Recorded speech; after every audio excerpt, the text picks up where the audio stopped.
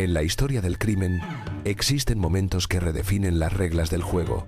No son simples delitos, sino la creación de nuevos paradigmas. La industrialización de la ilegalidad a una escala que desafía la imaginación. La mañana del 29 de marzo de 2006 fue uno de esos momentos. Mientras el sol comenzaba a bañar la Costa del Sol, un ejército de más de 500 agentes de la Unidad de Delincuencia y Crimen Organizado se desplegaba en un silencio tenso y coordinado. Su objetivo, el corazón de Marbella. La operación, bautizada con un nombre que evocaba una tortura lenta y persistente, Operación Malaya, no era una redada más. Era la decapitación de un reino.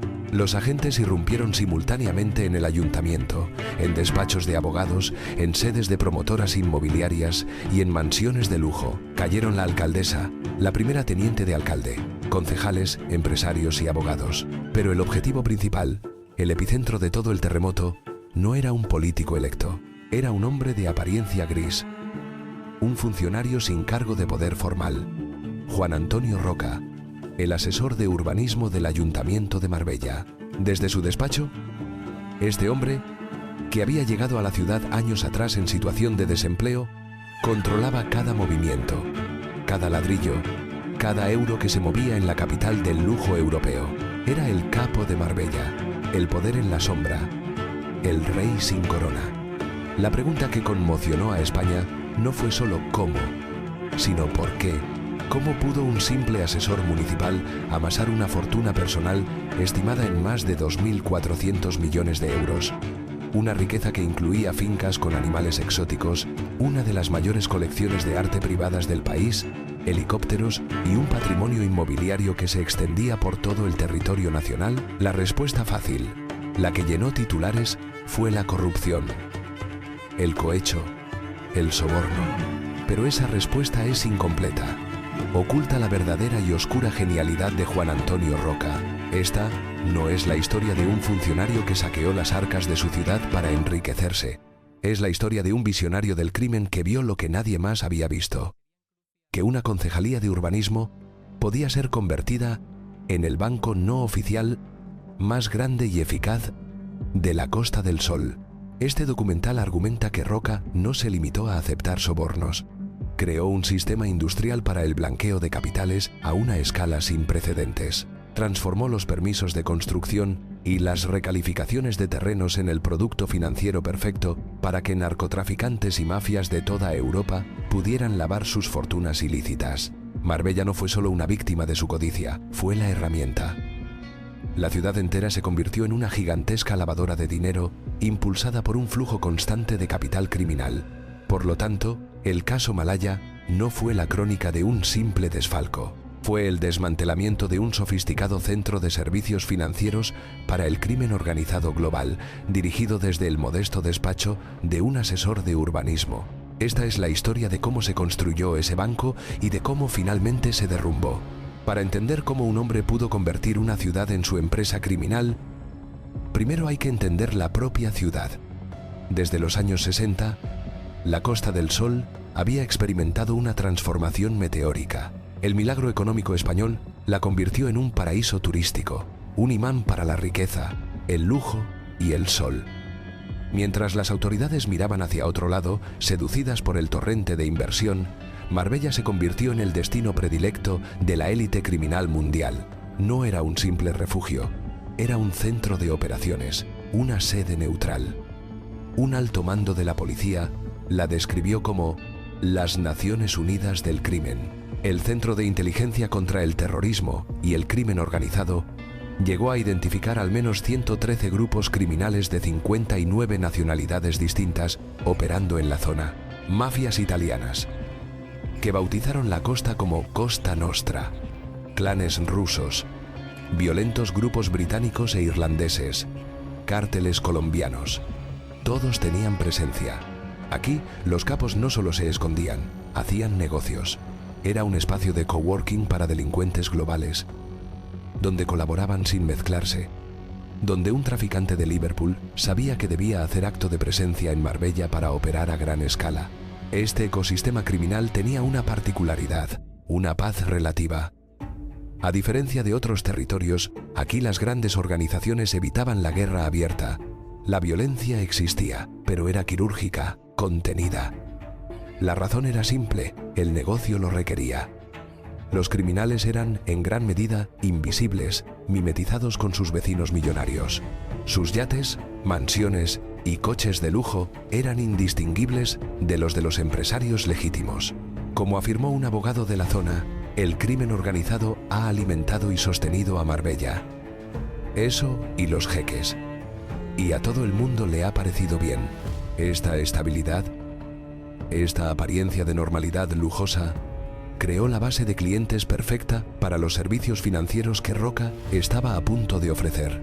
No buscaban caos, sino un paraíso fiscal de facto, donde su dinero no solo estuviera seguro, sino que pudiera crecer. Sobre este caldo de cultivo aterrizó en 1984 un hombre que personificaba la desmesura y el populismo, Jesús Gil y Gil, un promotor inmobiliario hecho a sí mismo, con una personalidad arrolladora y un pasado turbio. En 1969, el derrumbe de un comedor en su complejo urbanístico de Los Ángeles de San Rafael causó la muerte de 58 personas. Fue condenado por homicidio involuntario, pero tras 18 meses en prisión, fue indultado personalmente por Francisco Franco. Tras reinventarse como presidente del Club de Fútbol Atlético de Madrid, puso sus ojos en Marbella. En 1991, fundó su propio partido, el Grupo Independiente Liberal, o GIL, y se presentó a las elecciones municipales con un discurso simple y brutalmente efectivo. Prometió limpiar las calles de prostitutas y drogadictos, acabar con la inseguridad y devolver el esplendor a una ciudad que, según él, estaba sucia y abandonada. El mensaje caló hondo. El 26 de mayo de 1991, Jesús Gil ganó la alcaldía con una aplastante mayoría absoluta, obteniendo el 65% de los votos. Su mandato fue un espectáculo constante. Apenas un mes después de llegar al poder, ordenó la demolición de la casa del anterior alcalde socialista. Instigó la persecución de delincuentes comunes y personas sin hogar, a quienes llegaba a dar dinero para que abandonaran la ciudad. Mientras tanto, se convertía en una estrella televisiva, pontificando desde un jacuzzi rodeado de mujeres jóvenes en su programa Las noches de tal y tal. Gil era el centro de atención, el showman que hipnotizaba a la prensa y a gran parte del electorado. Pero detrás del ruido y la furia de su personaje se estaba produciendo algo mucho más sistémico. El gobierno del Gil desmanteló metódicamente cualquier control legal o administrativo. Se ignoraban las leyes, se obstruían las auditorías y se gobernaba por decreto, creando un clima de total impunidad. El propio Gil admitió sin pudor que se había presentado a alcalde para defender sus propios intereses inmobiliarios. Su era fue la del saqueo institucionalizado, la de la construcción de miles de viviendas ilegales y la acumulación de una deuda municipal astronómica. Gil creó el vacío, el agujero negro legal y moral en el centro del ayuntamiento. Y fue en ese vacío donde otro hombre, mucho más discreto y calculador, construiría su imperio. Gil era el perfecto escudo humano, el pararrayos que atraía toda la atención mediática y política, mientras, en la sombra, su arquitecto financiero diseñaba la maquinaria perfecta. Uno necesitaba el caos y la distracción. El otro, el poder y el dinero que esa maquinaria generaba. Eran dos parásitos en una simbiosis perfecta. En 1992, un año después de la victoria de Gil, llegó a Marbella Juan Antonio Roca. A diferencia de muchos en el entorno del Gil, Roca no era un improvisado, era un hombre con formación técnica, un empresario que ya había desarrollado una notable carrera en el sector inmobiliario en Murcia antes de poner un pie en la Costa del Sol. Gil lo contrató para un puesto aparentemente burocrático: gestionar la Sociedad Municipal de Urbanismo y supervisar la revisión del Plan General de Ordenación Urbana. Era el técnico, el hombre de los planos y los expedientes. Desde su despacho, alejado de los focos que tanto amaba su jefe, Roca comenzó a tejer su red. Se convirtió en el poder fáctico, el hombre al que todos, desde concejales hasta el jefe de la policía local, llamaban para saber qué hacer. Aunque años más tarde, durante el juicio, Roca emplearía la estrategia del muerto. Culpando al ya fallecido Gil de todas las decisiones, las pruebas demostraron que era él, y solo él, el cerebro y arquitecto del sistema. Gil era el dueño del circo, pero Roca era quien diseñaba y manejaba cada uno de sus mecanismos internos. El sistema que implementó fue una obra maestra de la criminalidad corporativa. Su genialidad consistió en comprender que el verdadero valor no estaba en el soborno tradicional, sino en el control absoluto del proceso urbanístico. Su producto no era simplemente un permiso, sino la capacidad de crear riqueza de la nada. El modus operandi era de una simplicidad industrial. Primero se identificaba el activo, un terreno rústico, no urbanizable, con un valor de mercado mínimo. A continuación entraba en juego el producto de roca. El poder de la recalificación. A través de convenios urbanísticos fraudulentos y licencias ilegales, ese terreno inútil se transformaba en suelo urbanizable para construir apartamentos de lujo, hoteles o centros comerciales. Su valor se multiplicaba por 100, a veces por 1000. El segundo paso era el cobro de la tarifa. Promotores inmobiliarios, empresarios y, crucialmente, las organizaciones criminales que buscaban blanquear su dinero pagaban sumas millonarias a Roca a cambio de este servicio. El pago no era un simple soborno, era una inversión. Con una comisión pagada a Roca, un narcotraficante no solo limpiaba su dinero sucio al invertirlo en un proyecto inmobiliario, sino que obtenía un retorno de la inversión estratosférico, generando capital que ahora parecía completamente legítimo. Roca no solo lavaba dinero, lo multiplicaba.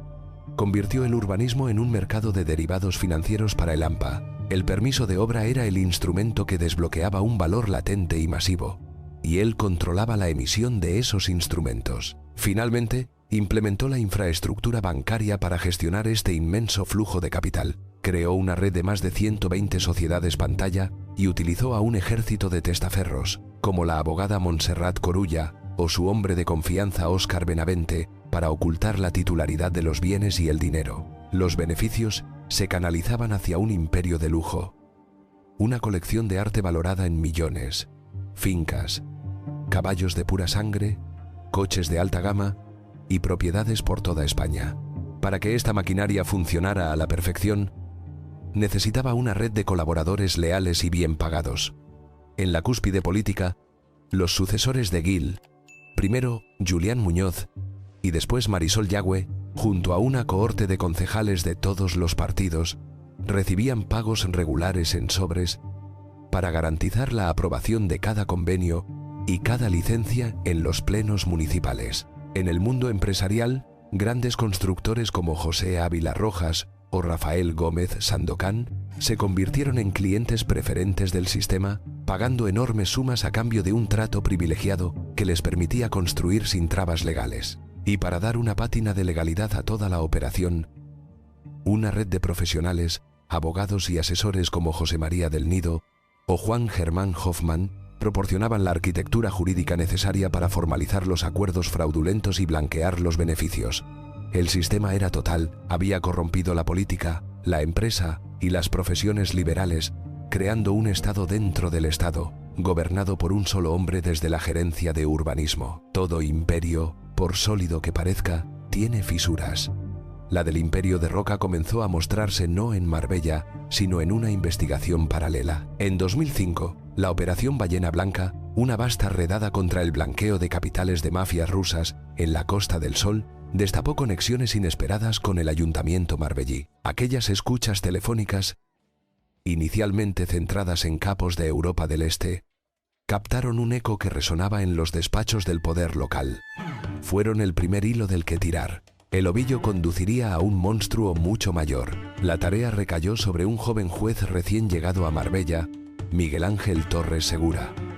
Frente a un sistema criminal que había comprado voluntades durante más de una década, Torres y un pequeño grupo de policías de la Unidad de Droga y Crimen Organizado y de la recién creada Unidad de Delincuencia Económica y Fiscal, UDEF, tuvieron que librar una guerra secreta. Su cuartel general no era una moderna sala de operaciones, sino un despacho anónimo y abarrotado en los juzgados, un santuario autoimpuesto contra las filtraciones. Allí, entre montañas de legajos, el olor a café rancio y el humo de cigarrillos, pasaron incontables noches trazando en una pizarra la red de sociedades pantalla de Roca, un organigrama del crimen que crecía como un cáncer. La paranoia era su protocolo de seguridad. Se comunicaban con alias, celebraban reuniones en lugares discretos lejos de Marbella y vivían con el temor constante de que una palabra imprudente o una cara conocida en el lugar equivocado no existía. Se enfrentaban a un enemigo sofisticado. Roca y su círculo íntimo utilizaban teléfonos encriptados, una tecnología avanzada para la época que costó a los investigadores meses de trabajo y la ayuda de expertos internacionales para poder descifrar. El propio nombre de la operación, Malaya, hacía referencia a la tortura de la gota china, un símbolo de la paciencia, la persistencia metódica y el desgaste psicológico que estaba suponiendo para aquel puñado de hombres derribar un muro que parecía inexpugnable. El clímax llegó en la madrugada del 29 de marzo de 2006. Mientras el sonido rítmico de los helicópteros rompía el silencio de la noche marbellí, los equipos de asalto irrumpían en el ayuntamiento, llevándose cajas de documentos ante la mirada atónita de los funcionarios que llegaban a trabajar. Pero la imagen más poderosa, la que reveló la psique del hombre que dirigía la ciudad, fue el registro de su finca, La Caridad. Los agentes de la UDEF, acostumbrados a registrar pisos y oficinas, entraron en un mundo que desafiaba la lógica. No era una casa, era el palacio de un monarca autoproclamado. Al abrir un pabellón, no encontraron coches de lujo, sino una colección de carruajes de época valorados en millones, perfectamente restaurados y expuestos como en un museo. En el salón principal, colgado con la naturalidad de un póster familiar, un Miró original los observaba. El asombro se convirtió en surrealismo cuando descubrieron el zoológico privado y, en una sala de trofeos, un tigre siberiano disecado con sus fauces abiertas en un rugido eterno. Cada hallazgo era un golpe de realidad, la materialización de una riqueza obscena que no podía explicarse con un sueldo de funcionario. No estaban simplemente incautando pruebas, estaban desenterrando los delirios de grandeza de un emperador caído. La onda expansiva fue inmediata. La alcaldesa Marisol Yagüe fue detenida. La primera teniente de alcalde, Isabel García Marcos, la autoproclamada Dama de la Incorruptibilidad, fue arrestada en el aeropuerto de Málaga. La escena de su detención fue un drama en 3 actos. Regresaba bronceada y sonriente de su luna de miel en Rusia, caminando por la terminal de llegadas con la arrogancia de quien se sabe intocable. Al ver a los agentes de paisano acercarse, su expresión inicial no fue de miedo, sino de fastidio. Pero cuando el inspector jefe pronunció su nombre y le informó de que estaba detenida, esa máscara de poder se hizo añicos. La sonrisa se congeló en su rostro, sus ojos, ocultos tras unas gafas de sol de diseño, se abrieron desmesuradamente al comprender que el juego había terminado. El lujo de su viaje de novios se desvaneció en el aire estéril y anónimo del aeropuerto, sustituido por la fría realidad de unas esposas. Cayeron concejales, empresarios, abogados y testaferros en una cascada que parecía no tener fin. El golpe final, el que certificó la magnitud del desastre, llegó un mes después. En abril de 2006, la noticia no se dio en un juzgado, sino en el Palacio de la Moncloa, en Madrid. En una rueda de prensa de una solemnidad sin precedentes, el gobierno de España anunció la medida más drástica posible. Ante la evidencia de que la corrupción era tan sistémica que la institución era irrecuperable, se procedía a la disolución completa del Ayuntamiento de Marbella. Era la primera vez que algo así ocurría en la historia de la democracia española. No se trataba de cambiar a los políticos, se trataba de un acto de cirugía mayor, de declarar que el propio ayuntamiento había dejado de existir como institución democrática para convertirse en una organización criminal. Al día siguiente, la imagen era desoladora.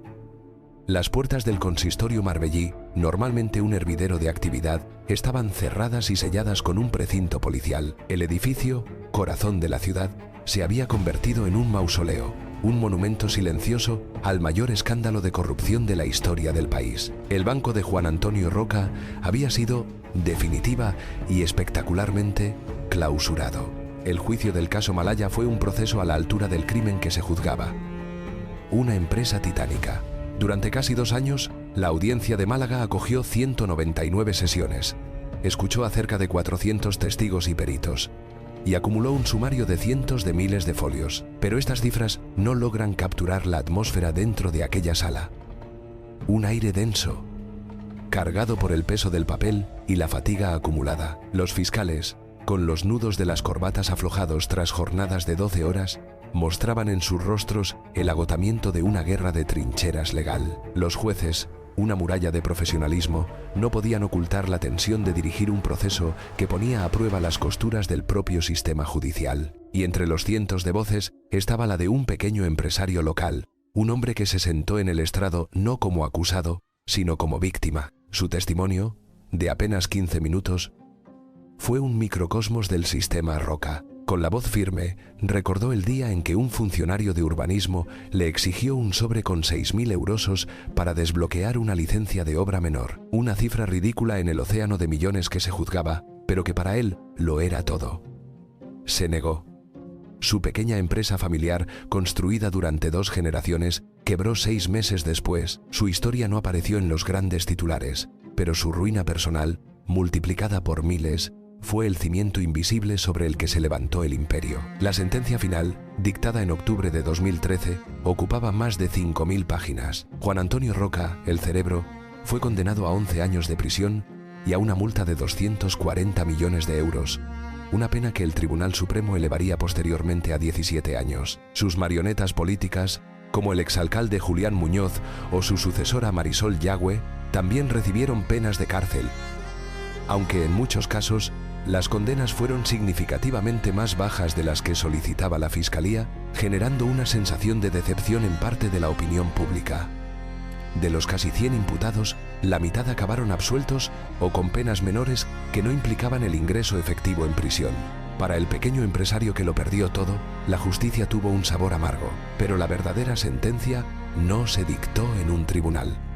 El legado de la era Roca es una cicatriz permanente en el paisaje y las finanzas de Marbella. El saqueo se estimó entre 300 y 550 millones de euros, de los cuales apenas se ha logrado recuperar un 10%. La ciudad quedó en la bancarrota, con una deuda pública que superaba los 500 millones de euros. Significa el asfalto lleno de baches que nunca se repara en los barrios obreros. Significa el colegio público, donde los padres deben organizar rifas para comprar material escolar. Significa la lista de espera en los servicios sociales, el parque infantil prometido que sigue siendo un solar abandonado, y los impuestos municipales que suben año tras año para pagar una fiesta a la que nadie fue invitado. Es el coste real y tangible de la corrupción, pagado silenciosamente cada día por los habitantes de una ciudad cuya marca de lujo oculta una maquinaria municipal rota. El legado más visible, sin embargo, está escrito en hormigón.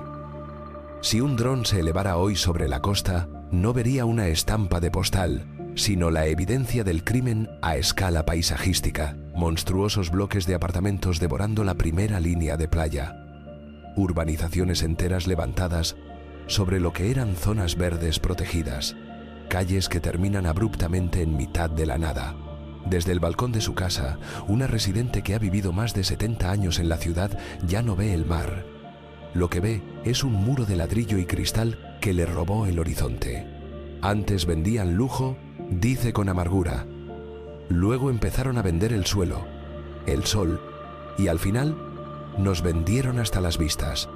El caos urbanístico no es solo un problema legal, es la desfiguración permanente de la memoria colectiva, un laberinto legal casi irresoluble. El nombre de Marbella, antes sinónimo de glamour, quedó indeleblemente manchado, asociado a la corrupción más descarada. Y lo que es más preocupante, la ciudad, a pesar de todo, sigue siendo un enclave estratégico para el crimen organizado internacional, un recordatorio de que las estructuras profundas que permitieron el ascenso de Roca no han desaparecido del todo. Volvemos así a la pregunta inicial. Juan Antonio Roca no fue simplemente un funcionario corrupto, fue un innovador, un pionero del crimen corporativo. Su historia es una advertencia, demostró cómo la burocracia de un Estado de Derecho puede ser secuestrada y convertida en una herramienta al servicio del crimen global. Creó un modelo de negocio, un manual de instrucciones para transformar una institución pública en una empresa criminal de servicios financieros de alto nivel. El imperio de Roca fue desmantelado y él cumplió su condena. Hoy, camina de nuevo como un hombre libre por las calles de la misma ciudad que esquilmó. La escena es casi una provocación. En una tarde soleada en Puerto Banús, rodeado de la opulencia que su sistema ayudó a financiar, un Juan Antonio Roca envejecido Se sienta en la terraza de un café exclusivo. Viste una camisa de lino impecable. Su rostro es el de un jubilado cualquiera disfrutando del atardecer. Sostiene una copa de vino, observando con calma los yates de lujo que se mecen en el puerto. El sol se refleja en el agua, creando destellos dorados, y al fondo, recortándose contra las colinas, se alzan las moles de hormigón, los edificios ilegales, como silenciosos monumentos a su poder. No hay en él un atisbo de arrepentimiento, solo la tranquila pose de un hombre que contempla su obra. El método Marbella.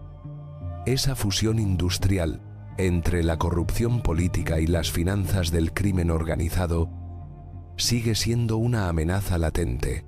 Los miles de edificios ilegales que aún se alzan contra el cielo andaluz no son solo el recuerdo de un escándalo.